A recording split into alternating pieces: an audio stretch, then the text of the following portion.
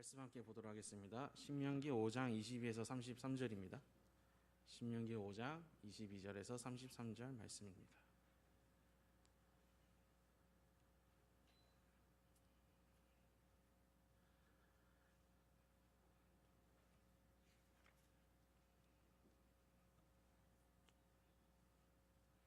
다 찾으신 줄 알고 제가 읽도록 하겠습니다.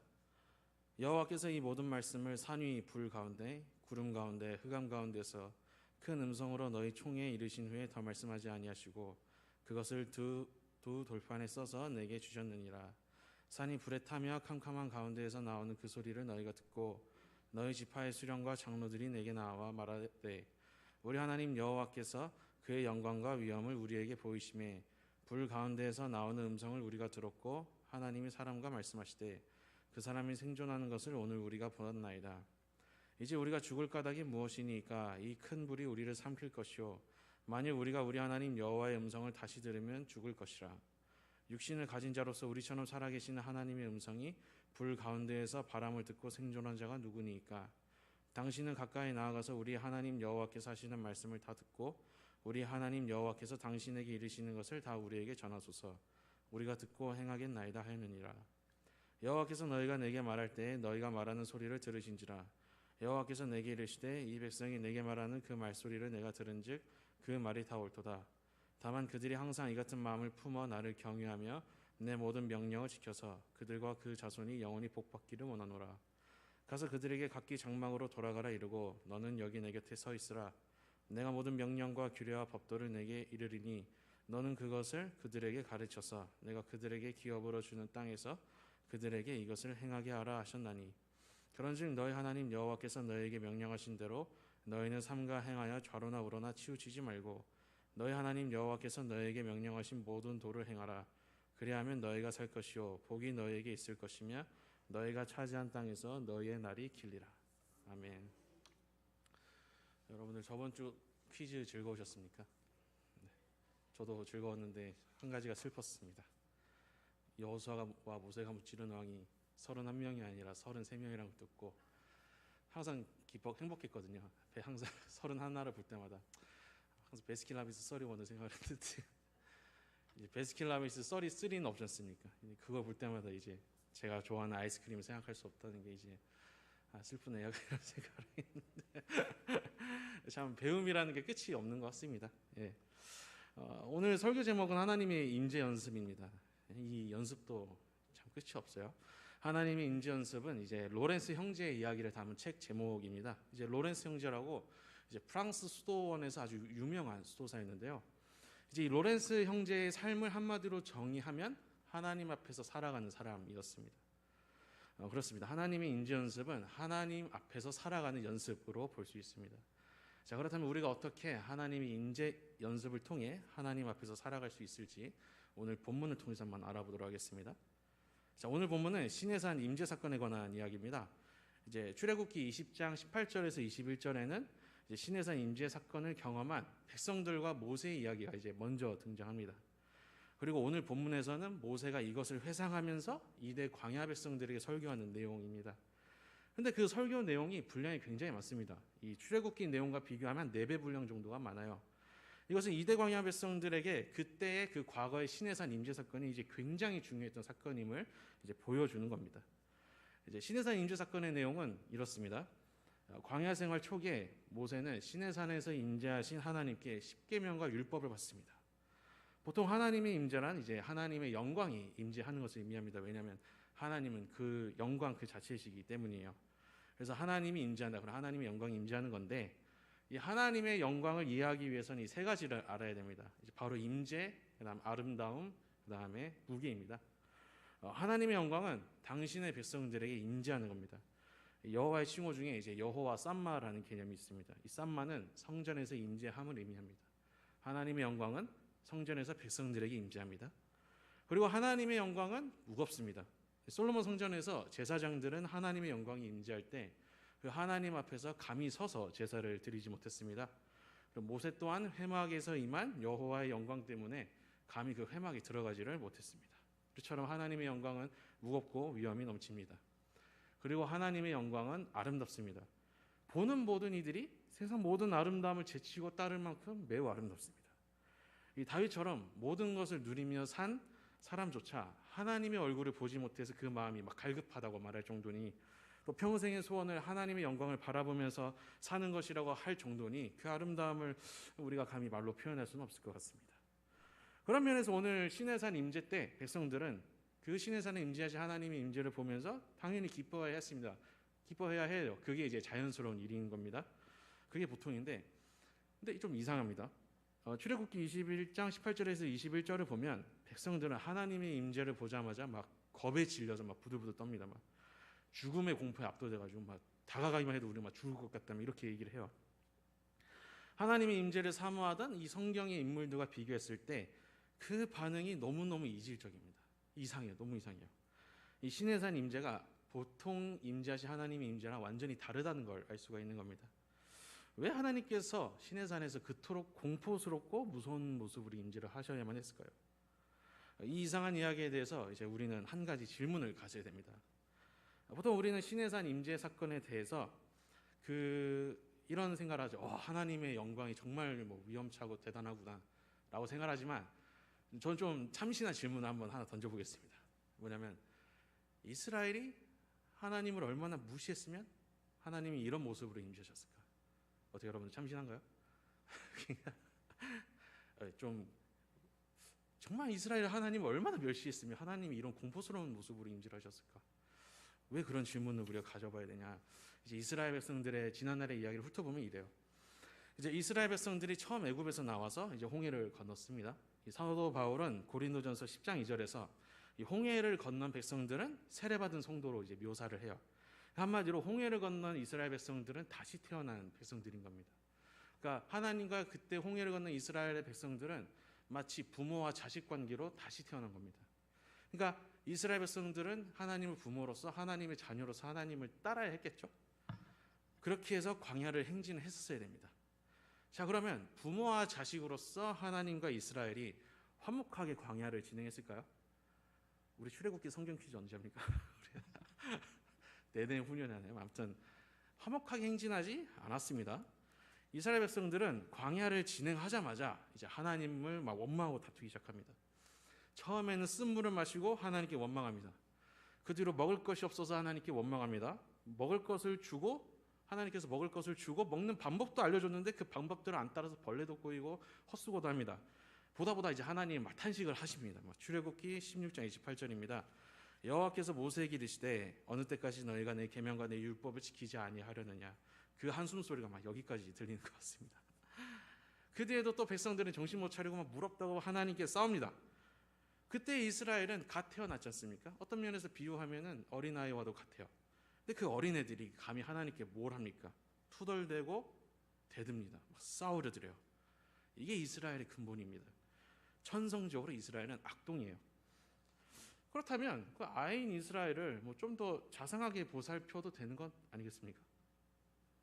근데 뭐 우리도 이전에는 그땐 그랬지 하고 이제 웃으면서 넘어갔는데 어떤 아이들의 모습을 보면요, 때로는 악마 같습니다. 공감하시나요? 막 순수한 호기심으로, 저도 이제 들은 얘기인데 막 순수한 호기심으로 이제 라이터를 켜고 집에 불을 지르려 하고 순수하게 형이나 동생을 괴롭히고 막 순수하게 동물을 괴롭히고 죽입니다. 아무 이유가 없어요. 그냥 해요. 막 어른들에게 침도 뱉고 막 뺨도 때립니다. 욕도 잘 배우고 잘 따라합니다. 그래서 우리 아기들 항상 처음 배우는 말이 대부분 다 욕이잖아요. 그러니까 또 심지어 자기 동생과 함께 막 엄마 젖을 문다 그러면 그 동생보다 많이 먹기 위해서 막 동생의 주먹질도 합니다. 이걸 뭐 어떻게 배워서 뭐 하는 것도 아닌데 본능적으로 그럽니다. 이게 인간입니다, 여러분들. 단지 우리가 아기 때는 약하니까 이제 그럴 수 있다라고 이제 넘어가 줄 뿐인데, 사실 인간은 근본적으로 그런 존재인 겁니다. 악해요. 이스라엘 역시 마찬가지입니다. 그들이 뭔 사연이 있어서 하나님께 원망하고 다투는 게 아닙니다. 날 때부터 악했기 때문에 하나님께 거스르는 겁니다. 하나님을 무시하고 만만하게 여기는 겁니다. 멸시하는 겁니다. 만약에 부모로서 이러한 자녀의 모습을 본다면 어떻게 해야겠습니까? 저희 아버지가 즐겨 쓰는 말이 있습니다. 회초리 밑에 효자나가 물을 비해 호로자식 난다는 말인데 저도 지금 생각해보면 내가 어떻게 사람 됐나 싶으면 많이 맞아서 그렇구나라는 생각. 참 자녀 교육에 중요한 말인 것 같습니다. 이 아이를 존중하고 사랑하는 건 너무너무 중요해요. 하지만 아이가 나쁜 길을 계속 가면은 때로는 그 아이를 강하게 밀어붙이고 부모의 권위를 보이고 힘으로 찍어 눌러서라도 사회를 확실히 해야 됩니다. 이 아이와의 기싸움에서 밀려서 안 됩니다. 그래야 이제 아이가 부모를 존중하고 부모의 말을 듣습니다. 하나님은 순수하긴 이스라엘과 올바른 관계를 맺기 원하셨습니다. 그래서 그들을 어쩔 수 없다고 하지만 강하게 밀어붙이실 필요가 있었던 겁니다. 서열을 확실하게 정해 놔야 됐던 겁니다. 그게 바로 시내산 임재 사건입니다. 이스라엘이 하나님의 엄청난 임재를 보고 나서 이제 기가 꺾입니다. 완전히 기가 죽어요. 그리고 이제 여호와께서 응답을 하십니다. 그 이스라엘과 여호와 하나님이 모세를 두고 대화를 하는 게 이제 오늘 본문에 나오는 내용의 사실상 전부예요. 그 내용을 세 마디로 요약할 수 있습니다. 모세를 통해 하신 말씀을 우리가 듣겠습니다. 들으라. 여호와를 경외하겠습니다. 경외하라. 말씀을 따르겠습니다. 따라서 영원히 복받으며 살아라. 그리고 모세는 이 세 마디를 신명기 6장 5절에서 한마디로 요약합니다. 너는 마음을 다하고 뜻을 다하고 힘을 다하여 내 하나님 여호와를 사랑하라. 그렇습니다. 본문은 하나님의 임재의 모습에 초점을 맞추지 않습니다. 오히려 백성들의 태도에 초점을 맞춥니다. 출애굽기의 표현을 빌리자면 하나님 앞에서 그들의 옷을 새하얗게 빠는 것만큼 자기 자신들의 마음을 빠는 것, 이게 이제 본문의 최대의 관심사라는 뜻입니다. 이처럼 하나님의 임재 연습의 핵심은 하나님의 임재를 어떻게 경험했는가가 중요한 게 아니라 그 임재를 통해서 하나님을 경외하고 말씀을 순종해서 하나님을 사랑하게 되는 것, 이렇게 변화되어 살아가는 게 하나님의 임재 연습의 핵심이란 뜻입니다. 그렇게 해서 임재 연습을 감당한 이스라엘이 무엇을 누립니까? 출애굽기 24장 9절에서 11절입니다. 모세와 아론과 나답과 아비후와 장로 70인이 올라가서 이스라엘의 하나님을 보니 그의 발 아래에는 천국을 편듯하고 하늘같이 청명하더라. 하나님이 이스라엘 자손들의 존귀한 자들에게 손을 대지 아니하셨고 그들은 하나님을 뵙고 먹고 마셨더라. 자신의 마음을 빤 뒤에야 이스라엘은 하나님의 임재, 그 보석보다 찬란한 그 아름다운 임재 아래에서 하나님의 잠치를 비로소 누릴 수 있게 된 겁니다. 그러므로 우리는 하나님의 임재 앞에서 자기 자신을 가다듬을 줄 알아야 됩니다. 항상 자기 자신을 점검하고 드러나는 은밀한 죄악을 부지런히 회개할 줄 알아야 됩니다. 오늘날 우리는 하나님의 임재를 보통 어떻게 경험합니까? 예배를 드릴 때, 그리고 일상에서 하나님의 말씀을 묵상하거나 기도할 때일 겁니다. 예배와 경건생활, 바로 그때 하나님은 우리에게 성령으로 임재하십니다. 문제는 그럴 때 우리는 종종 이런저런 생각에 사로잡히기도 합니다. 예배를 드리다가 직장인에 무슨 일이 떠오르기도 하고 이런저런 생각이 잡히고, 성경 묵상하다가 갑자기 내가 좋아하는 노래가 떠오르기도 합니다. 그런 경험 해보셨습니까? 여호와께서 이르시되 곤드레 만드레 난 취해버렸어. 나의 사랑이 닿기 전에 제발 돌아와. 아멘. 뭐지 하고 보면 이제 그 노래 막 생각하고 있는. 기도하다가 미운 사람이 떠올라서 갑자기 화가 나기도 하고 그럽니다. 시험에 들어요. 너무나도 사소한 순간들이죠. 사실은 순간들인데 사실 그 순간을 포착하는 게 아주 중요합니다. 왜냐하면 그때가 하나님께서 우리 안에 있는 그 마음을 보여주시는 순간이기 때문입니다. 내가 하나님 앞에 예배를 드릴 때, 하나님 임재 앞에 섰을 때 떠오르는 그 생각들이 하나님이 우리에게 보여주시는 마음들이라는 겁니다. 하나님의 임재 앞에서는 우리는 우리의 은밀한 마음이 드러납니다. 예레미야 17장 9절에서 10절입니다. 만물보다 거짓되고 심히 부패한 것은 마음이라 누가 능히 이를 알려마는. 나 여호와는 심장을 살피며 폐부를 시험하고 각각 그의 행위와 그의 행실대로 보응하나니. 맞습니다. 우리의 마음은 비유하자면 형광등 하나 설치할 수 없는 약간 더러운 유리창고 같습니다. 해가 없을 때는 양초나 손정등을 들고 창고 안을 살필 수 있죠. 그래도 한계가 많습니다. 더듬더듬 봐야 되고 아예 보지 못할 것들도 많이 있을 겁니다. 그러나 그 유리창고에 태양이 떠오를 때는 그 창고 주인은 그 창고 안에 떠돌아다니는 먼지의 미세한 움직임까지 훤히 볼 수 있을 겁니다. 이처럼 우리의 마음을 정결하기 위해서는 필요한 것은 우리 손에 들린 손전등이나 촛불 같은 그런 자기 반성 같은 게 아닙니다. 주님의 임재라는 햇빛입니다. 시편 19편 12절입니다. 자기 허물을 능히 깨달을 자 누구리요 나를 숨은 허물에서 벗어나게 하소서. 우리도 이와 같은 다윗의 자세를 가져야 됩니다. 하나님의 임재 앞에 숨은 죄악들이 드러날 때 그것이 우리의 죄악임을 하나님께 순순히 자복할 줄 알아야 됩니다.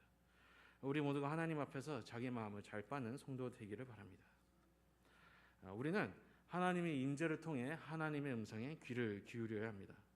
이것은 사실 하나님의 임재 연습에서 아주 중요한 문제입니다.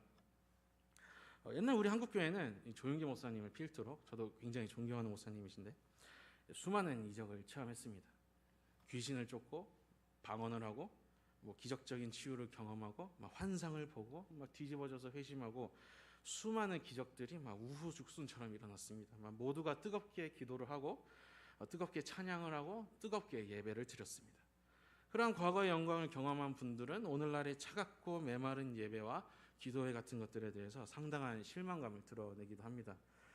차갑고 조용한 기도회, 지루한 기도와 말씀 생활, 이런 것들을 계속 마주하면 이제 흔히 말해서 이제 현타가 찾아옵니다. 이제 회의감이 든다 뜻입니다. 맞는 말입니다. 그러나 중요한 것은 임재의 세기가 아닙니다. 내가 어떤 뜨겁게 경험한 그게 중요한 게 아닙니다. 하나님의 임재가 어떤 모습으로 우리에게 오든 그 임재를 통해 들려오는 주님의 그 음성, 그 주님의 말씀이 가장 중요합니다. 거기에 귀 기울일 줄 알아야 한다는 뜻입니다. 그 음성이 사람을 진정으로 변화시킵니다. 그다음말로 성령 체험하신 분들은 한번 과거를 한번 되돌아보시기 바랍니다. 보통 성령 체험이 설교 전에 일어납니까? 제 경험에는 설교 전에 딱히 일어나진 않았던 것 같아요. 오히려 설교 후에 이루어졌던 걸로 제가 기억을 합니다. 설교가 이제 강대상에서 선포되는 하나님의 말씀이지 않습니까? 그 말씀이 선포될 때 성령 체험이 막 일어납니다. 그래서 중요한 건 이겁니다. 말씀 없이는 성령 체험이 없습니다. 그러나 성령 체험이 없어도 말씀은 있습니다. 성령 체험이 말씀을 통해서 우리를 변화시키지 않습니다. 말씀이 성령 체험을 통해서 우리를 변화시킵니다. 이것을 제대로 보여주는 인물이 바로 구약의 이제 엘리야 선지자입니다. 이제 엘리야는 바알 선지자들과 대결한 뒤로 이제 이세벨의 협박을 받게 됐습니다. 이스라엘은 하늘에서 불이 내려오는 그 엄청난 기적을 경험했음에도 변화되지도 않았습니다. 그러니까 아무것도 변화되지 않고 본인이 위험만 느끼게 된 겁니다. 이제 그것을 알고 이제 엘리야가 들어눕습니다. 이제 흔히 말해 현타가 온 거죠. 그때 하나님의 말씀대로 엘리야가 호렙산에 이제 가게 됩니다. 그 호렙산에서 이제 수많은 이적을 이제 엘리야가 보게 됩니다. 여호와 앞에 크고 강한 바람이 막 산을 가릅니다. 바위를 쪼갭니다. 막 지진이 막 일어납니다. 막 불이 막 일어나요. 그리고 그 모든 것이 끝난 뒤에 들릴 듯한 말 듯한 그 주님의 세미한 음성이 들리는데 그 음성에 엘리야가 자신의 머리를 가리죠. 참으로 놀라운 일이 아닐 수 없습니다. 엘리야는 웅장하고 엄청난 기적에 자신의 머리를 가리지 않았습니다. 기적들에 비하면 그 정말 보잘것없어 보이는 그 주님의 음성, 그 세밀한 음성에 자신의 머리를 가렸습니다. 그 작디 작은 음성이 엘리야를 다시 일으켜 세운 겁니다. 그대로 엘리야는 주님의 사명을 이어갈 수 있었습니다. 자신의 후계자인 엘리사를 세우고 엘리사를 세운 것을 통해 하나님의 징계의 도구인 하사엘을 세우고 또 이스라엘에서 바알을 없앨 예후를 세웁니다. 그리고 요단강을 가르고 강을 건너서 승천을 하게 됩니다. 얼마 전에 들어누운 엘리야가 이런 엄청난 일을 어떻게 감당할 수 있게 되었습니까? 어떻게 다시 일어날 수 있게 됐습니까? 호렙산에서 겪은 그 엄청난 기적이 아닙니다. 기적 같지도 않은 그 주님의 희미한 음성, 바로 그 주님의 세밀한 말씀이었습니다. 우리는 주님의 기적에 우리의 머리를 가리지 않아도 됩니다. 임재가 어떻게 세든 말든 어떤 모습으로 오든 우린 거기에 머리를 가릴 필요가 없습니다. 그 임재 속에서 들려오는 주님의 말씀에 우리의 머리를 가려야 됩니다. 예배가 지루할 수 있습니다. 기도 생활에 실증 날 수 있습니다. 말씀 묵상이 지루하고 힘들 수 있습니다. 그게 정상입니다. 하나님께서 한 번 정도 엄청난 기적을 베푸셔서 신앙의 열정이 회복되면 좋겠습니다. 저도 굉장히 공감이 가요. 그러나 하나님 앞에 서는 그 임재 연습의 핵심은 그런 어떤 기적의 경험의 반복이 있지 않습니다. 우리 생각해보면 간단해요. 출애굽기의 백성들이 성경 역사에서 가장 많은 이적을 경험해요. 근데 광야에서 다 죽어버려요. 그 기적이 중요한 게 아닙니다. 임재 연습의 핵심은 반복되고 평범한 일상에서 지루하고 참 재미없는 경건 생활과 예배를 통해서 들릴 듯 말듯한 그 보잘것없어 보이는 하나님의 음성에 귀를 기울이는 데 있습니다. 이것이 임재 연습의 핵심입니다. 평범한 주님의 음성이 우리를 진정으로 변화시킵니다. 그러므로 임재에 하나님의 임재에 차가움과 뜨거움에 얽매이지 마시기 바랍니다. 임재가 차갑게 오든 뜨겁게 오든 거기서 흘러나오는 주님의 평범하고 세밀한 음성에 예리하게 반응하시기 바랍니다. 네, 말씀 읽겠습니다. 칼빈 선생은 신학과 신학에 대해서 이렇게 말합니다. 하나님을 아는 지식과 나를 아는 지식은 순서를 정할 수 없으나 뗄 수 없다. 두 지식은 은혜의 빗방울이 방울방울 떨어져 강물을 이루는 것과 같다. 참으로 화려한 정의입니다. 엘레강스한 정의인데, 이 하나님을 아는 지식과 나를 아는 지식, 이것이 하나님의 임재 연습의 핵심입니다. 하나님을 알아가면 나를 알아가는 그 모든 과정이 하나님의 임재 연습의 전부입니다. 이러한 하나님의 임재 연습에 통달하는 신앙인들이 되시기를 주님의 이름으로 소망합니다. 기도하겠습니다.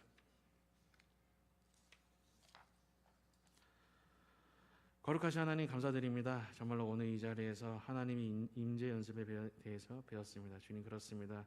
우리가 정말로 일상 속에서 때로는 하나님 앞에 경건하게 살아가는 것이 하나님께 평범하게 예배드리는 그 모든 생활들이 지루하고 차가워 보일 때가 많이 있습니다. 그럴 때마다 참으로 신앙의 회의감도 들고 참으로 그 신앙에 있어서 주님 일탈을 하고 싶다는 그 충동에 사로잡히기도 합니다. 그러나 주님, 우리가 정말로 우리의 이 보잘것없는 예배 속에서 정말로 하나님께서 정말로 보이지 않는 그 임재 속에서도 정말로 그 평범한 말씀으로 우리를 변화시켜 나가실 줄을 믿습니다. 우리가 다른 데서 주님을 찾는 것이 아니라 정말로 우리가 정말로 흔히 접하고 항상 접하는 이 주님의 평범한 말씀 속에서 우리가 주님을 찾고 그 주님으로부터 변화될 수 있도록 하나님 온전히 역사해 주시옵소서. 이 모든 것 주님께 맡겨드리며 우리 주 예수 그리스도의 이름으로 아버지 하나님께 기도드렸습니다.